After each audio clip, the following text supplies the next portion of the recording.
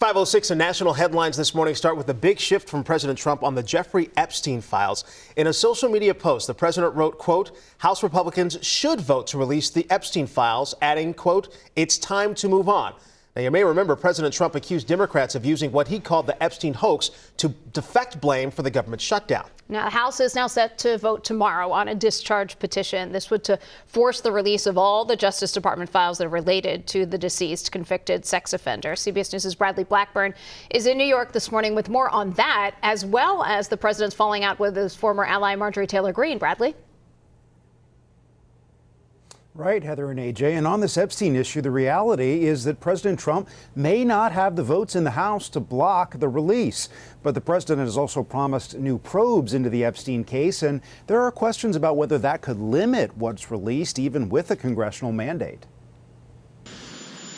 President Trump is now urging House Republicans to vote to release the Jeffrey Epstein files, writing, quote, we have nothing to hide. They're using Jeffrey Epstein as a deflection from the tremendous success that we're having. A House vote is expected tomorrow. There are a lot of other people who are involved who have to be held accountable. President Trump has directed a Justice Department probe into Epstein's ties to top Democrats, including former President Bill Clinton and major banks, after a House panel released more than 20,000 documents from the estate of the deceased sex offender, whom the president previously said he cut ties with years ago. Both Trump and Clinton have denied knowing of Epstein's crimes. If they have ongoing investigations in certain areas, those documents can't be released. So this might be a big smokescreen. The president had a public falling out with House GOP ally Marjorie Taylor Greene over her push for the release, calling her a traitor. Those are the types of words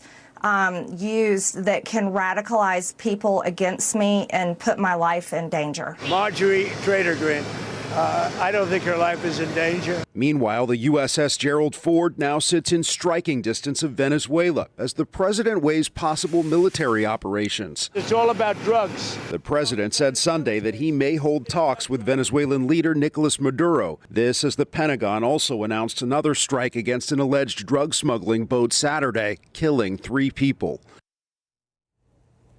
The U.S. military has conducted strikes on at least 22 alleged drug smuggling boats in recent weeks, killing more than 80 people. The Trump administration says it's also planning to designate a Venezuelan cartel as a foreign terrorist organization that it claims is headed by Venezuela's president. AJ?